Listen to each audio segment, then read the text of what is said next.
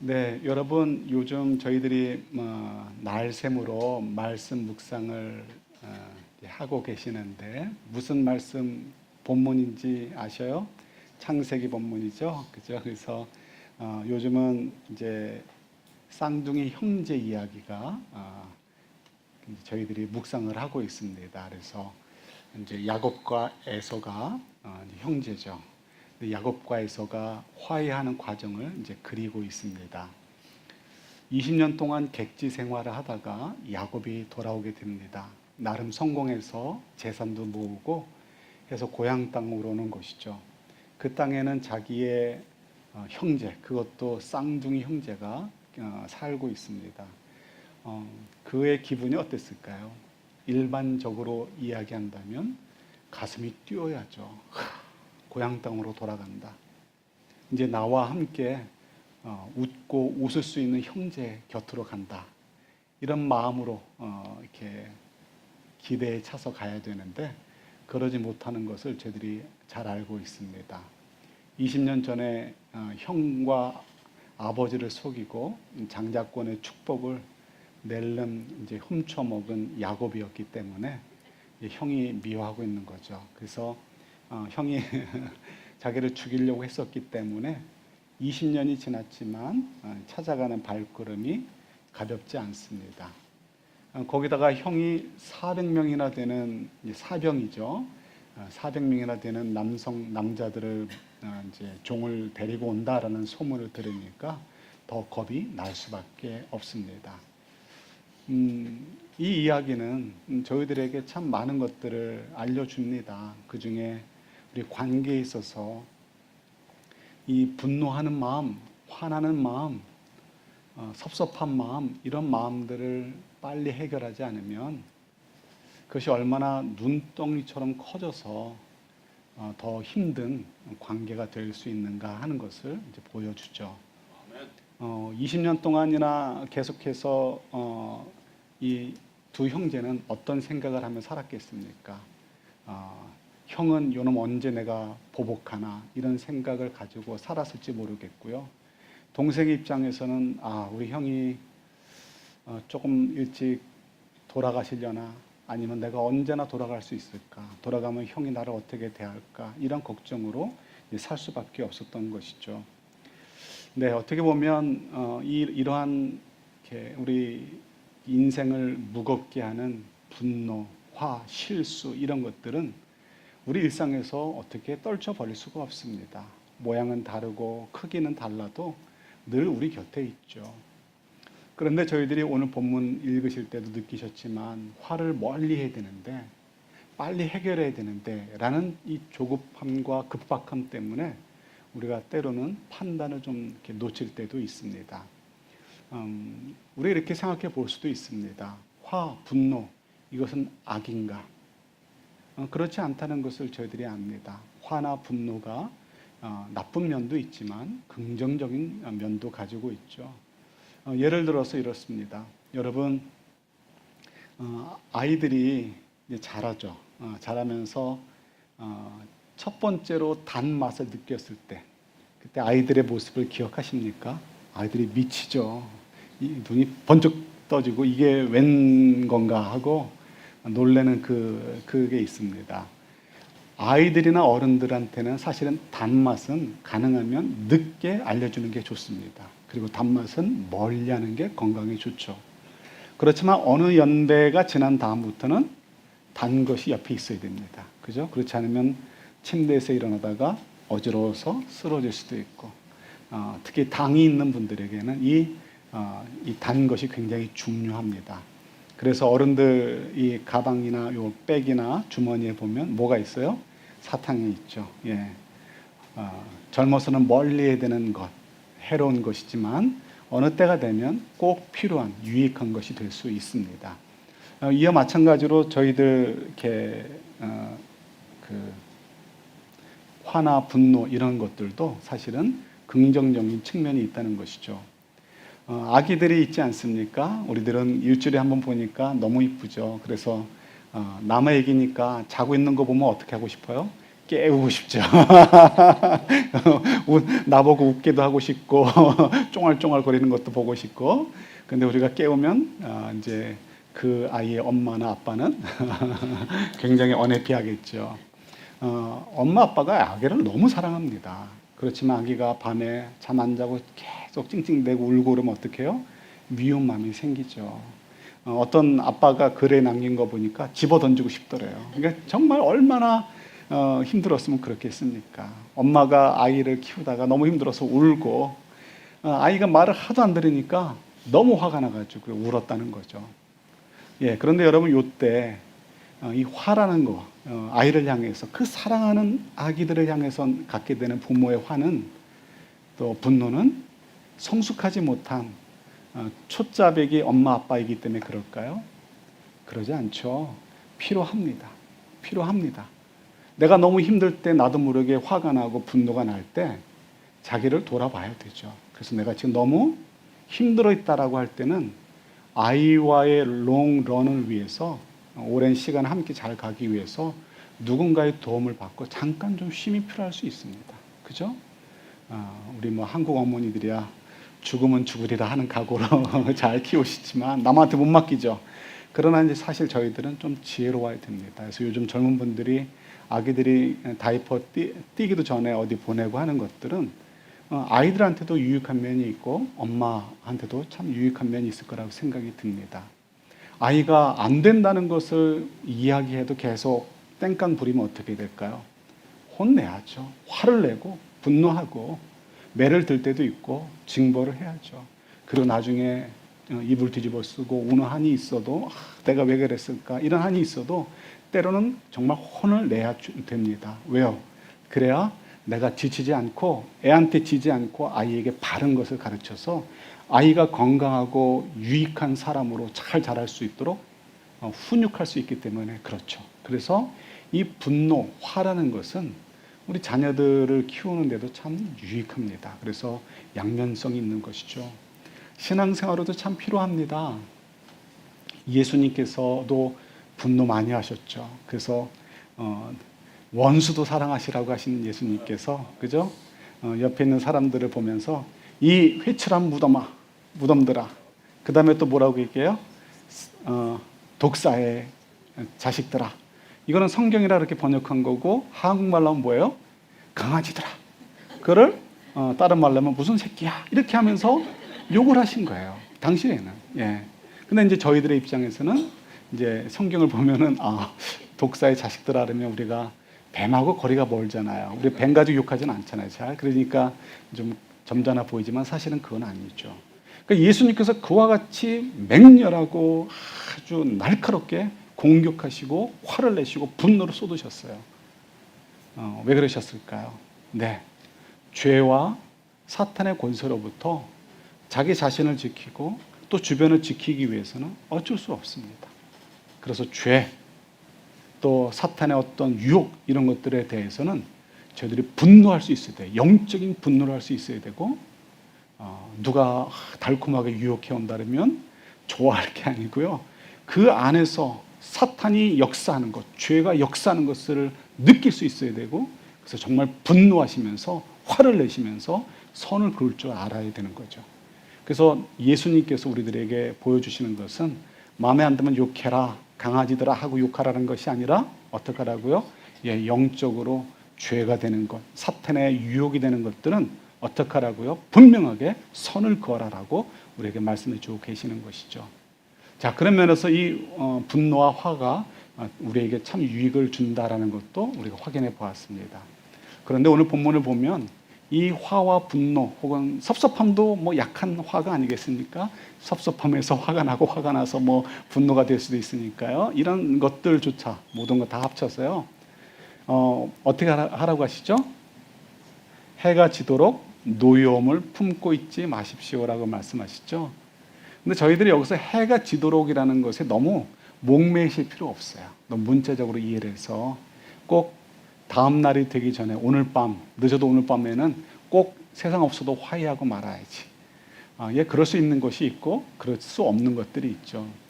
예를 들어서 오늘 이제 형제 얘기 나오니까 또 형제 얘기할게요. 또 끝에 형제 얘기 또 있는데 형제 얘기. 요셉과 형제들 이야기 아시죠? 형제들이 요셉을 노예상인에게 팔아치웠습니다. 얼마나 큰 상처입니까? 아버지의 독사랑을 받고 있다가 형들한테 버림을 받아가지고 아버지는 모르는 먼 이집트로 노예상인에 의해서 팔려갔습니다. 그리고 얼마나 고생을 합니까? 정말 분노와 화가 엄청 났겠죠. 안 그랬을 것 같죠? 제 생각에 가장 위대한 성경의 인물 가운데 한 명인 요셉도 그 감정을 쉽게 해결하지 못했다는 것을 보게 됩니다. 언제 알죠? 형제들이 요셉을 찾아옵니다. 요셉인지 모르고 찾아오는 거죠.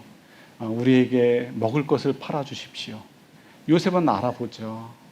형들이야 납작 엎드려가지고 대이집트 제국의 총리 대신에 자리를 쳐다볼 수도 없으니까 고개를 들지도 못하지만 요셉은 다 봅니다. 그리고는 이제 요셉이 말하는 거죠.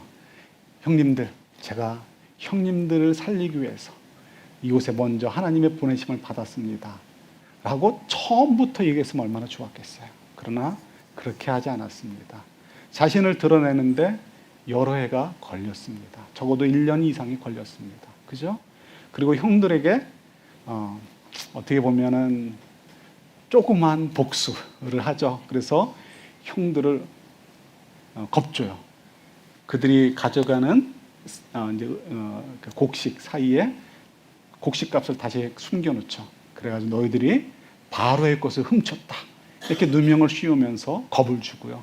그리고 형제들 중에 한 명을 잡아다가 깜빵에 볼모로 잡아두기도 합니다. 이런 것들을 통해서 지금 사실은 요셉은 자기의 그 분노의 감정을 해소하기 위해서 노력하는 것이죠. 마지막에 자기가 형들한테 자신을 드러내기 위해서도 그냥 쉽게 드러난 것이 아니고요. 딴 방에 가서 혼자 막 울고 하면서 그 갈등, 이 형들에 대한 분노를 어떻게 하면 해소할까? 하나님의 관점에서 내가 왜 이 땅에 노예로 와서 총리까지 되었는가? 그리고 우리 조상 아브라함 때부터 약속해 주신 그 약속이 400년 동안 노예 생활을 하다가 자유인이 되고 큰 민족을 이루게 될 것이다라는 그 놀라운 예언들을 생각하면서 하나님께서 이를 위해서 나를 보내신 거지라는 것을 내 가슴으로 받아들여서 형제들을 용서하는 데는 시간이 걸리고 과정이 필요했던 것이죠. 그래서 혼자 딴 방에 가서 울기도 하고 괴로운 시간을 갖다가 이제 마지막에 이제 사탄이 이기지 못하도록 그때 이제 자신을 드러내게 되죠. 그리고는 형들한테 이야기하고 아버지와 이제 그 형제들과 온 식구들이 다 돌아오게 합니다. 경우에 따라서는 이와 같이 하루가 가기 전에라는 그 시간이 단지 몇 시간이나 해가 지기 전에 다른 날이 오기 전에 그런 시간을 의미할 때도 있겠지만 단지 그렇게만 이해될 것이 아니라 때로는 정말 내가 화해를 하고 용서해야 되는 그 순간, 그 타이밍을 놓치지 않는 것이 바로 우리가 이 해가 지도록 노여움을 품지 마십시오라는 말의 의미다라고 이해하시면 되겠죠. 그래서 성경 어디에도 요셉을 가지고 요셉이 바로 용서하지 않았다라고 뭐라고 하지 않아요. 이유가 뭘까요? 다 이런 내용들을 담고 있기 때문에 그렇습니다. 어떤 것은 우리가 하나님의 은혜로, 뒤에도 얘기하겠지만 하나님의 은혜로 나도 모르게 쉽게 용서할 수 있을 때가 있어요. 그러나 때로는 그렇지 않을 때가 많이 있습니다. 왜 그럴까? 이유는 어떤 경우에는 그냥 하나님의 은혜를 경험해서 용서의 기쁨을 알게 하시지만요. 어떤 경우에는 하나님께서 우리가 용서하는 것이 어렵도록 만들어 주십니다. 그러나 그때 우리가 용서하고 분노를 없애야 되겠다, 화를 내려놓아야 되겠다라고 할 때는 무엇 때문에 그렇게 할까요? 하나님이 두려워서, 하나님을 인정해드리고 하나님을 경외해서, 하나님을 사랑해서 내가 이 사람에 대해서는 용서할 수 없고 이 사람에 대해서는 분노와 화가 멈추지 않는다 할지라도 하나님 때문에 내가 그거를 도전하게 되는 거죠. 왜요? 하나님과의 관계를 놓칠 수 없기 때문에 그렇습니다. 그러면 그때 우리는 어떻게 합니까? 하나님께 간구하는 것이죠. 그럼 하나님께서 성령을 통해서 우리를 도와주시게 되는 것입니다. 그래서 하나님께서 저희들에게 때로는 일부러 복잡한 과정을 주시는 이유, 바로 하나님과의 관계를 더 돈독하게 하고 깊게 가져가고 우리가 더 큰 빛의 역할을 감당할 수 있도록 하시기 위해서 우리에게 그런 과정을 요구하실 때도 있다라는 것입니다. 자, 어쨌든 우리가 이렇게 저희들이 해가 지도록 노여움을 품고 있지 마십시오라는 내용을 잠깐 이해했다면 이제 중요한 원리를 생각해야 되겠죠. 그것이 뭐냐면 언제가 해가 지지 않는 때인가.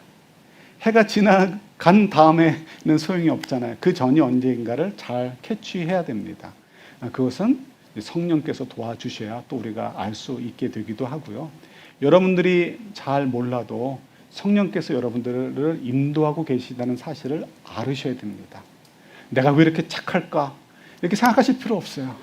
무엇 때문이라고요? 성령께서 여러분 속에서 역사해 주셨기 때문인 거예요. 그러면 정말 기쁜 거죠. 내가 착한 것보다 뭐가 기쁜 거예요? 하나님이 나와 함께 하시는 거. 그죠? 하나님 나와 함께 해주시는 거. 하나님이 나를 사랑해 주신다는 것이 너무 기쁜 거죠. 내가 착해봐야 얼마나 착하겠습니까? 우리가 다 못난 인간이라는 거 알잖아요. 우리 성격들도 다 조금 과하게 표현하면 개차반이고 우리가 얼마나 못난인지 다 알잖아요. 예? 아닌 것처럼 하실 필요 없어요. 다 알아요. 우리가 서로 다 안단 말이에요.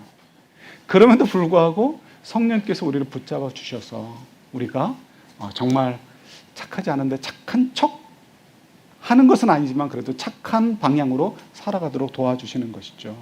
그래서 우리가 정말 중요한 이 타이밍, 그것은 26절 상반절에 화를 내더라도 죄를 짓는 데까지 이르지 않도록 하십시오. 27절에 사탄에게 틈을 주지 마십시오. 그러니까 적어도 화를 내더라도 사탄이 나를 넘어뜨리거나 할 수 있을 만큼 그때까지는 가지 말고, 그 다음에 26절에서 뭐라고요? 그래서 죄를 짓는 데까지는 이르지 않도록 하라는 것입니다. 요셉이 아버지를 모셔와야 될 타이밍에는 그가 그 긴 시간 싸움을 통해서 성령의 도움으로 그가 화와 분노를 내려놓을 수 있도록 하나님 인도해 주셨고 그가 노력했죠. 그리고 그 순간 그가 눈물을 이렇게 흘리면서 스스로도 돌이켜보고 형들을 향해서도 팔을 내미는 것, 그죠? 그것이 바로 죄 짓는 데까지 이르지 않는 것이고 사탄에게 틈을 주지 않는 것이 될 수 있는 것이죠.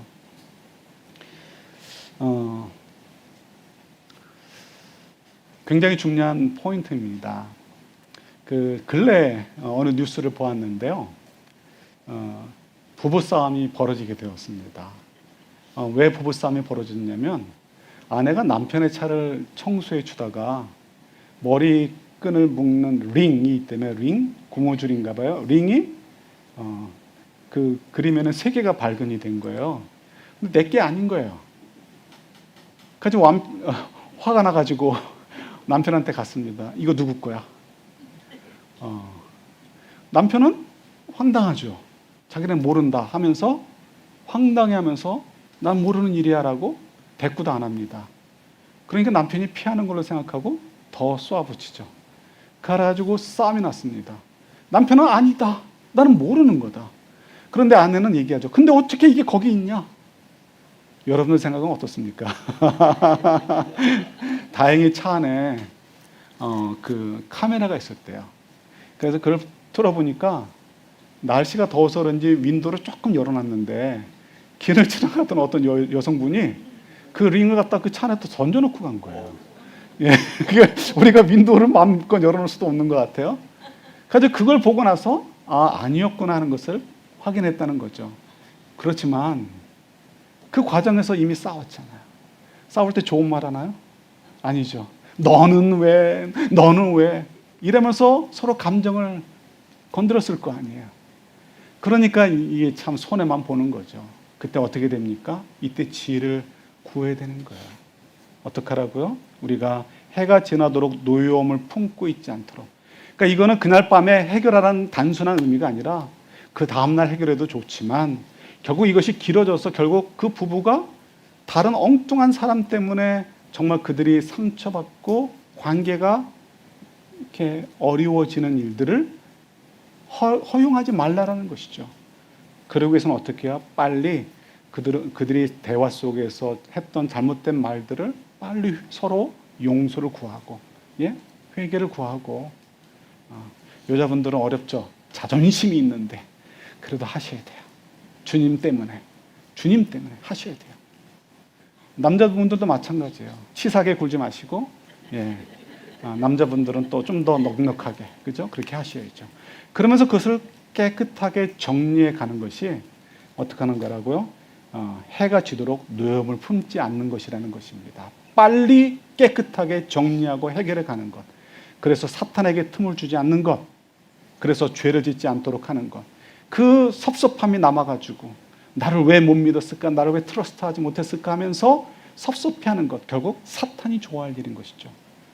뻔한 이야기 같지만 우리가 섭섭해하고 화를 내고 분노하는 것 속에서는 우리의 논리적인 사고로만 되는 것이 아니라 어떻다고요? 사탄이 역사하기 때문에 사탄에 대해서 우리가 지지 않도록 경계해야 되고요. 성령의 도우심을 받아서 간구해서 이길 수 있어야 되는 것이죠. 영적으로.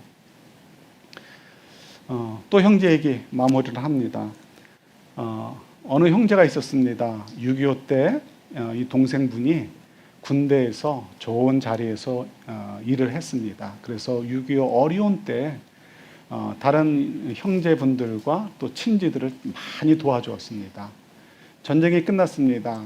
이제 그 군대에서 나와서 사업을 하셨습니다. 그런데 사업을 하는 족족 망하는 거였습니다. 그래서 완전히 빈털터리가 됐습니다. 그런데 섭섭한 것이 있습니다. 자기가 그 전쟁 중에도 정말 어려운 가운데서도 형들을 또 형제들을 돕고 친지들을 도와줬는데 돌봐줬는데 내가 어릴 때 어느 누구도 찾아오지 않더라는 것입니다. 심지어는 재산을 이제 아버지로부터 상속받은 형이 그 재산조차도 자기가 혼자 다 이렇게 접수하시고 이 동생 어려운 동생한테 조금 나눠줄 생각조차 하지 않았다는 것이죠. 그러니까 이 동생이 너무 섭섭하고 화가 나고 분노가 생기는 거죠. 그래서 형제 관계가 멀어지게 되었습니다. 그리고 친지들에 대한 실망도 커가지고 또 사업도 실패했으니까 낭망하면서 가족들과 이렇게 관계가 끊어지게 되었습니다. 요즘이야 뭐 카톡이 있으니까 그래도 뭐 연락을 하지만 옛날에는 그렇지 않지 않습니까? 그냥 가난했던 시대에 전화 없죠. 그러니까 이쪽 달 동네에서 저쪽 달 동네로 이사가 버리면 끝나버리는 것입니다. 그렇게 한 2년 지났습니다. 그런데 그 동생분 집에는 한 아들이 있었습니다. 이제 손주죠. 그 집안에 손주가 있는데 첫 손주였습니다. 공부를 잘해서 이렇게 학교를 가면 이제 1등을 하고 하니까 할아버지 할머니들이 너무 이뻐했습니다. 그런데 아버지 사이에서 그 관계가 깨어지니까 이 손주도 이제 친지들과 관계가 끊어지게 된 것이죠. 너무 집안이 어려우니까 이제 공부를 잘함에도 불구하고 학교를 그만두게 되었습니다. 중학교까지만 딱 졸업하고 고등학교는 검정고시를 하고 내가 이제 법을 공부해야 되겠다 이런 마음을 가지셨대요. 그래서 검정고시를 딱 시험 보시고 그리고 그 짧은 시간에 그 빈 시간에 이제 아이스케이키 장사를 했다고 합니다. 여러분 옛날 분 기억나시죠? 아이스케이키 하면서 다니면 아이스케이키가 2개예요. 젊은 분들한테 아이스케이키 그러면 초등학교 때 여자애들 이렇게 치마 들치는 장난이 아이스케이키고 전 나이든 저 정도나 그 위에 계신 분들은 아이스케이키 하면 요만한 통 들고 다니면서 아이스케이키 파는 그런 장소입니다. 근데 이 아이스케이키를 팔아가지고 막 집에 이제 막 저녁 때 오는 거죠. 그러면 쌀집에 가서 자기가 판 돈 그 얼마 되겠어요. 그거 주고 쌀을 조금 사는 거예요. 그러면 쌀 주인이 애가 하니까 조금 더 좋겠죠. 그러면 그거 가지고 와서 부엌에 갖다 놓으면 어머니가 그것을 가지고 그 다음날 밥을 지어서 먹었다는 것입니다. 굉장히 어려웠던 거죠. 썬데이에 이제 도봉산에서 이렇게 아이스케이키 하면서 썬데이니까 좀 대목 아니에요? 그래서 이제 아이스케이키 하는데 도봉산 이렇게 있는데 그 언덕배기 위에서 누군가 아이스케이키 장수 하면 부르더래요. 보니까 이제 거기에 한 무리가 어느 할머니의 환갑잔치, 옛날이니까 환갑잔치를 했던 거죠. 그러니까 어려운 때니까 도봉산에서 환갑잔치를 하고 있었던 것입니다. 그런데 올라가서 딱 보니까 누구의 할머니였겠어요? 아이스케키 장수의 할머니였던 거예요.